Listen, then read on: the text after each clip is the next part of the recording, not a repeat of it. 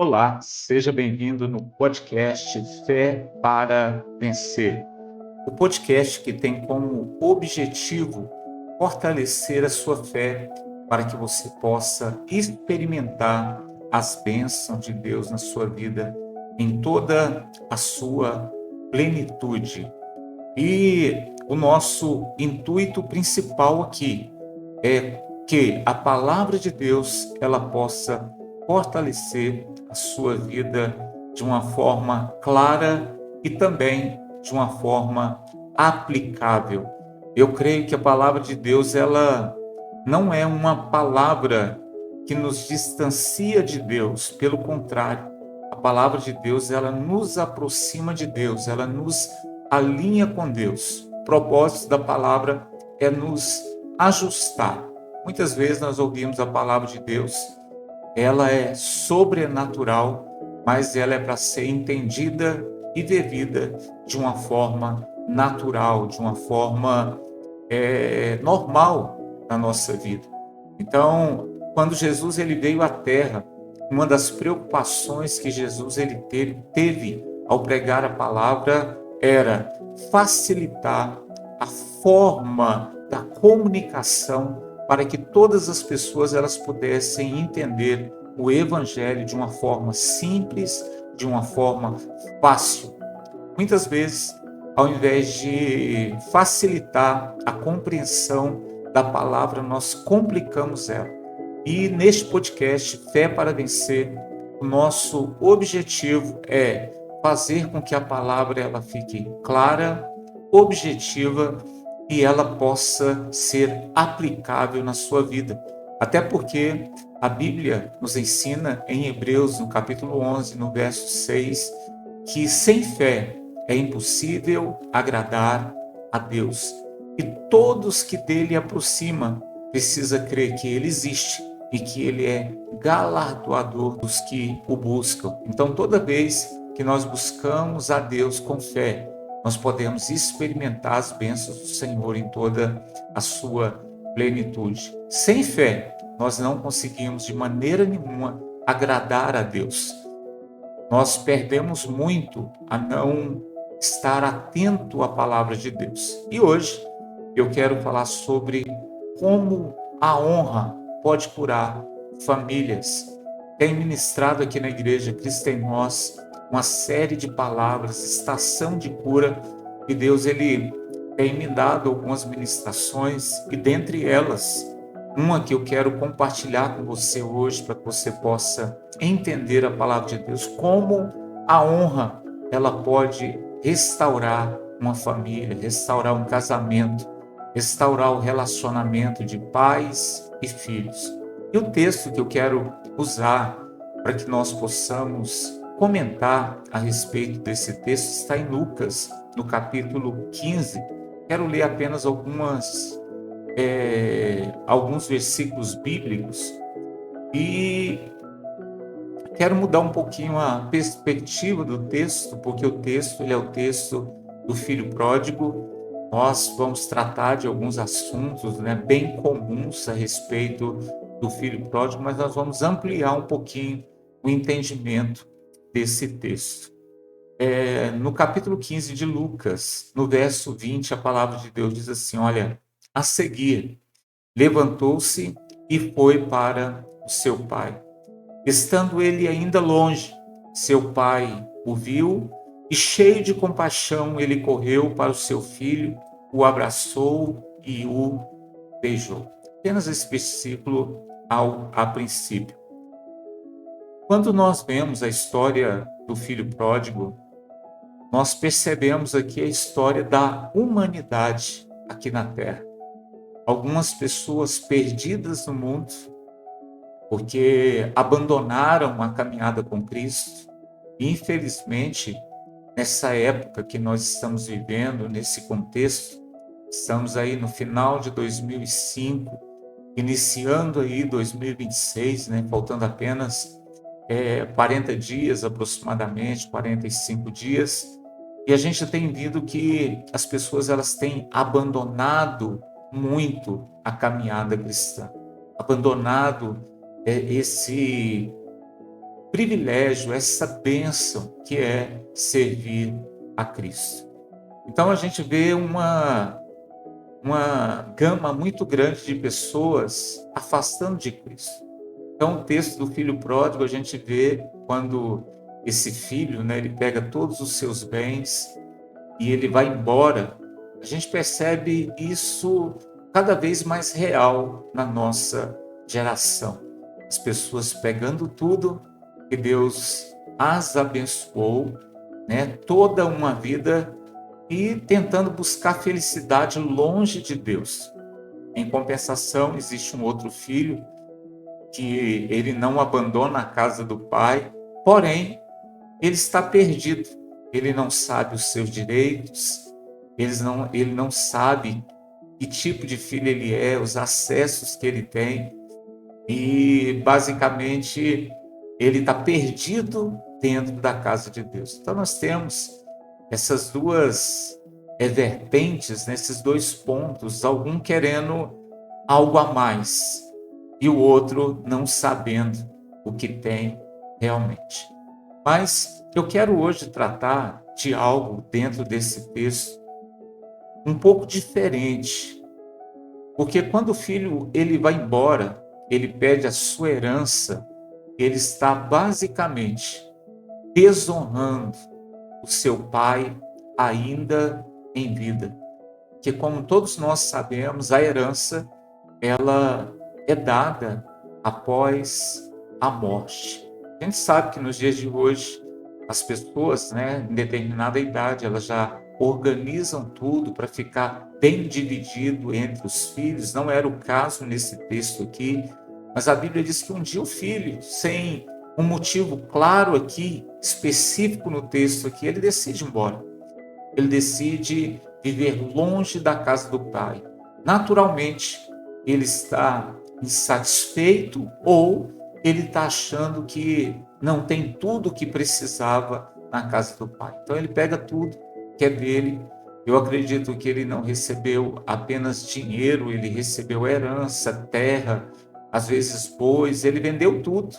E o texto bíblico vai dizer que um tempo depois, significa que ele recebeu herança, ele naturalmente deve ter vendido alguma coisa, vendido terra, preparado tudo. Ele pegou tudo e foi para longe da casa do pai. Ele havia desonrado o pai em vida. E em Deuteronômio, no capítulo 27, no verso 16, a Bíblia diz, na exposição da segunda lei, antes de entrar em Canaã, a Bíblia diz que maldito todo aquele que desonra pai e mãe. E naquela época havia uma cultura local sobre a desonra pública, onde quando um filho ele desonrasse o pai, ele fizesse um mal, ele prejudicasse, ele roubasse, quando ele voltasse para a aldeia, para casa, ele deveria ser expulso, cortado. E o ato para que isso pudesse acontecer era feito da seguinte forma: quando percebiam essa pessoa voltando depois que perdeu tudo, depois que gastou tudo, totalmente humilhada ali para sua aldeia, um dos anciãos da aldeia, ele corria até essa pessoa que estava voltando, corria com um vaso na mão e esse vaso seria quebrado na frente daquela pessoa. E esse vaso quebrado significava que estava quebrado todo o laço daquela pessoa com aquela aldeia, com aquela família. Ele, de maneira nenhuma, ele poderia entrar naquele lugar. Mas o texto que eu acabei de ler para você aqui, a Bíblia diz que aquele pai amoroso, é bom a gente usar esta palavra, né? Pai, aquele que cuida, aquele que supre, aquele que protege, aquele que dá direção. A Bíblia diz que ele viu o filho vindo ao longe. Quando eu observo no texto essa colocação, eu percebo que o pai esperava pela volta do filho. Ele nunca havia perdido a esperança de que um dia o filho ele voltasse. É bom a gente fazer um parênteses aqui e entender que Deus ele está sempre esperando aqueles que, por algum motivo, por alguma insatisfação, eles vão embora da casa do Pai. Ele está sempre esperando. Talvez você que está nesse podcast, nesse dia, talvez tudo que você está ouvindo hoje é para que você entenda que Ele nunca desistiu de você. Deus, Ele nunca desiste de um filho seu. Então, naquele contexto, quando ele vê aquele filho, ele, com certeza, o coração dele bate forte. A Bíblia diz que ele começa a correr em direção àquele filho.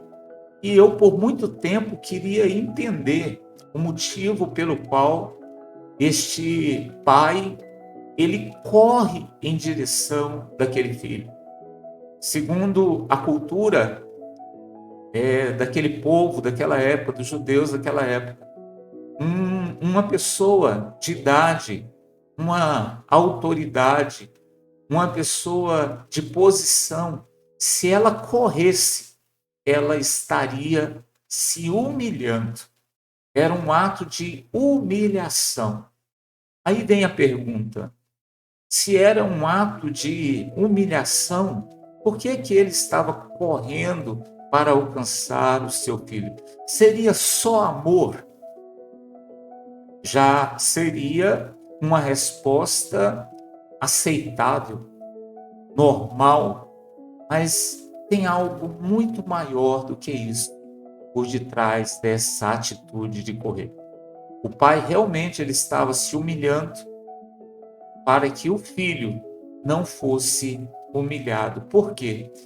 Ele correu porque se os anciãos daquela aldeia chegassem primeiro e concretizasse aquele ato de quebrar aquela botija, aquele jovem não poderia entrar naquela aldeia. Mas o pai, ele corre, ele vê e ele corre na frente para poder chegar até o filho antes que algum dos anciãos daquela cidade o fizesse.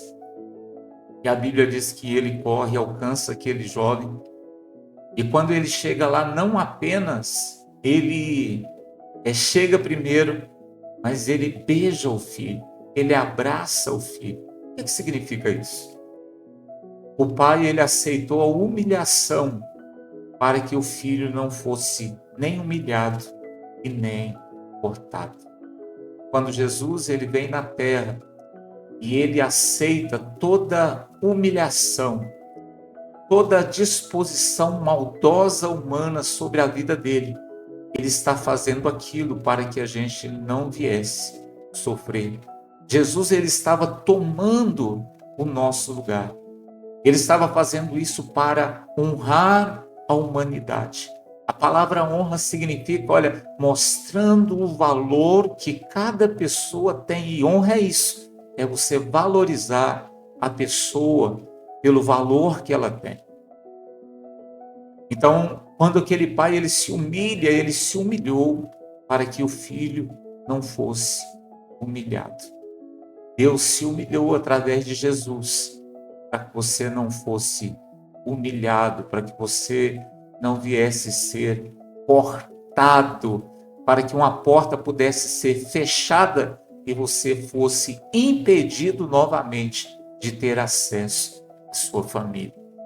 Quando ele dá aquele abraço, aquele pai, ele dá aquele abraço significava o perdão, significava que ele estava justificando aquele filho por aquela atitude tão maldosa, tão desonrosa que ele havia cometido contra aquele pai. E este era o ato que quando a comunidade, as pessoas ali daquela aldeia, vê-se, eles também aceitariam aquela situação, não pela atitude do jovem de voltar, mas pela atitude do pai de perdoar. Aqui nós vemos o perdão de Deus, ele nos perdoa. Logo depois, quando ele é abraçado, o filho começa a pedir perdão. E o pai, ele nem ouve direito isso, porque o amor do pai, ele é maior. Ele, de maneira nenhuma, ele aprova o pecado, de maneira nenhuma ele aceita o pecado, mas de maneira nenhuma também ele vai ignorar uma pessoa arrependida verdadeiramente. Porque o texto bíblico diz que ele caindo em si, significa que ele reconheceu o seu pecado, ele reconheceu a sua atitude errada, a sua má decisão. Quando ele cai em si, ele faz aquilo que a Bíblia ensina, né? Ele converte, ele muda a direção. Ele estava na direção errada, ele ajusta a direção e começa a andar na direção do Pai. E hoje, quando nós aceitamos a Cristo, nós aceitamos a voltar para o caminho certo. E aquele jovem, quando ele chegou, o pai não estava preocupado com o que ele tinha feito, mas ele estava preocupado com quem o filho era para ele. Você é filho de Deus. Ele te ama, ele tem um plano na sua vida, ele tem um propósito na sua vida, ele não te abandona. Eu sempre digo, aqui na igreja, em algumas pregações, pode até soar errado essa colocação, mas não é o amor de Deus que salva. Porque o amor de Deus, ele dá possibilidade, porque a salvação, ela é uma atitude do homem em relação a Deus. É o homem aceitando esse amor. Porque apenas saber não salva, mas quando ele aceita, ele desfruta desse amor, aí sim, aí ele encontra salvação. Porque muitas vezes nós encontramos muitas pessoas que dizem assim, mas Deus me ama. E é verdade. O mais vil pecador, Deus ama. Deus não ama o pecado. Isso a gente precisa diferenciar. Uma coisa é a pessoa, a outra coisa é o pecado. Uma pessoa que Deus ama pode ir para o inferno porque ela vive no pecado. Mas Deus a ama. Talvez vai soar errado aqui, alguém vai dizer, mas como que alguém ama e deixa ir para o inferno? Porque não adianta saber que Deus ama se você não aceita esse amor na sua vida. Porque as pessoas, elas precisam aceitar este amor na sua vida. E nesse texto, o pai, ele, logo que o filho chega, ele abraça, ele chama os servos, para que possa trocar a sua roupa. A roupa fala de dignidade. Ele manchou sua dignidade, sua honra lá no mundo. Mas o pai, ele vai e troca a sua roupa, a sua dignidade. O pai queria o filho transformado, restaurado, e ele deu uma nova roupa para ele. Eu quero dizer que Deus, quando nós nos arrependemos, ele nos reveste novamente com o Espírito Santo de Deus. A nossa roupa espiritual, vamos dizer assim, mas é o Espírito Santo, uma pessoa, um ser que nos identifica com o Pai, o próprio Deus habitando em nós. Logo depois, ele manda trazer um anel e coloca no dedo do filho símbolo de autoridade. Ele não era servo, ele era filho. E como filho, ele era herdeiro, ele tinha autoridade. Manda trazer as sandálias. Sandálias, naquela época, quem tinha sandálias era as pessoas, né, os filhos. Os escravos, eles andavam descalços. Então, quando ele dá aquela sandália para ele ali, olha, fala de filiação. E logo depois, ele é mandado matar um cabrito, gordo, para que houvesse uma celebração, uma festa. Eu quero dizer para você que esse pai mostra como restaurar famílias. Filho, por mais que esteja fazendo coisas erradas, o pai ainda precisa amá-lo, precisa ter a esperança de resgatá-lo. E não há forma melhor de resgatar do que um amor sincero e verdadeiro, do que um comportamento que fale mais do que palavras, que seja exemplar. Esse pai, ele consequentemente, ele marcou a vida daquele filho, porque para ele tudo tinha acabado, mas aquele pai, ele decidiu honrar o filho. E honrando o filho, ele restaurou a vida do filho.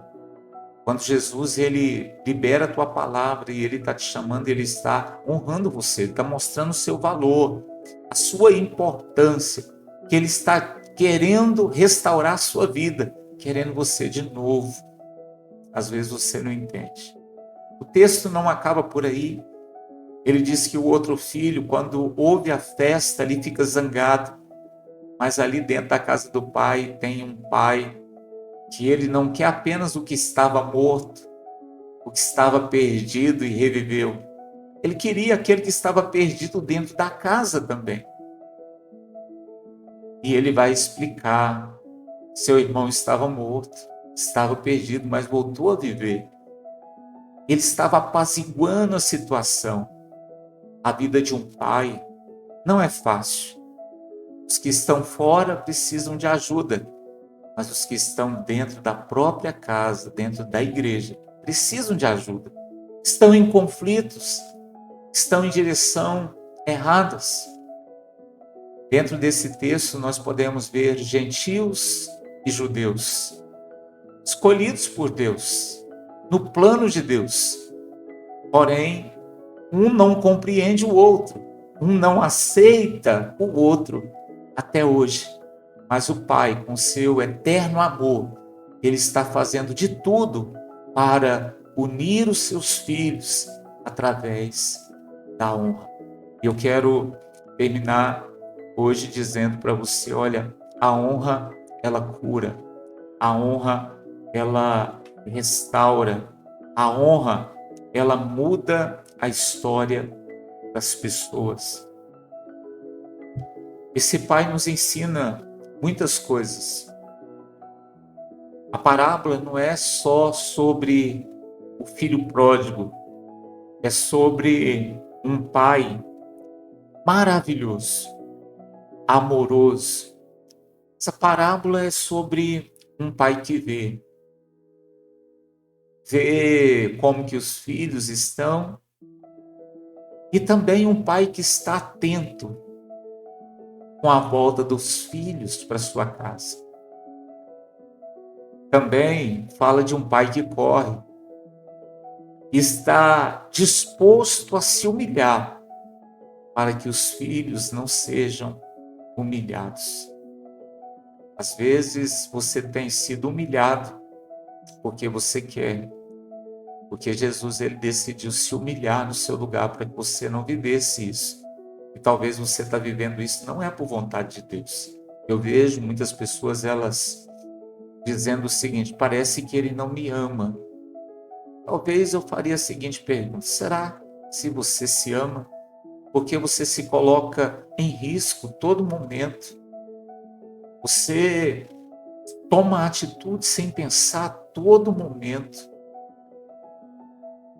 O pai também é um pai que interrompe o julgamento. Iriam julgar aquele filho, mas aquele pai, ele não aceitou, ele tomou o lugar. Ele aceitou a vergonha. Um pai que abraça antes de dar explicação. O amor, ele cura. o amor verdadeiro. E esse é o amor do Pai. Um Pai também que restaura antes de disciplinar. A disciplina ela é importante, mas o filho saber o porquê da disciplina também é importante. E nós vemos nesse texto, a graça corre mais rápido do que a vergonha. A graça é maior. A graça é que traz graça, sentido na nossa vida. Em nome de Jesus. Hoje o Pai ele está olhando para a estrada da vida.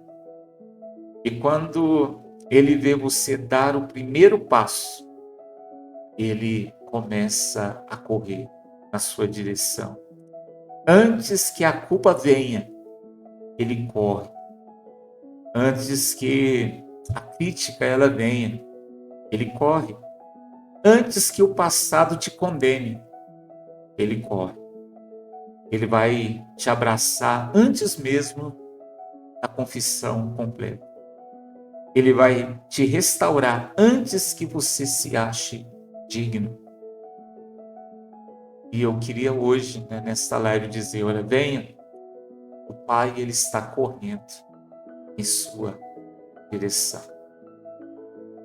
O Pai ele te ama, ele tem um plano na sua vida. Só você pode anular o plano de Deus na sua vida, mais ninguém. Sei que muitas vezes o anseio de viver coisas lá fora, no mundo, é muito grande. Eu sempre digo que a gente não pode impedir os pensamentos muitas vezes, mas nós podemos impedir as decisões erradas. A própria Bíblia diz, que a ira, ela vem, mas não deve se passar daquele dia, Tem que acabar no mesmo dia. Eu queria hoje terminar dizendo para você nesse podcast: você tem valor. A honra desse pai restaurou 2 filhos. Esse pai está trabalhando para restaurar tanto gentios quanto judeus. Ele está querendo honrar cada ser humano e resgatá-lo, porque muitos estão mortos, estão perdidos e precisam de vida. Pense nisso. Quero orar com você, papai querido, e todos que participam desse podcast. Eles tenham revelação e compreensão do teu grande amor, teu grande sacrifício, para que eles pudessem viver em paz, não em vergonha, não em condenação, mas em toda a plenitude de bênção do Senhor. E aqueles que estavam distantes, eu profetizo hoje, eles voltando à casa do Senhor, sendo abraçados, beijados, sua dignidade sendo trocada, sua autoridade sendo restaurada, sua filiação sendo estabelecida e uma festa sendo, meu Deus, meu Pai, executada para celebrar a vida dessa pessoa, no nome de Jesus. Que você possa estar conosco sempre, toda segunda-feira, às 20h30. Você possa curtir e que você possa também fazer parte dessa família. Você pode fazer parte desse canal também, ensinando esse canal. Todas as vezes que nós tivermos um vídeo, você vai ser notificado. Tá bom? Deus abençoe a sua vida. Aguardo você da próxima vez para podermos continuar crescendo em fé e apropriando das promessas de Deus. No nome de Jesus. Amém.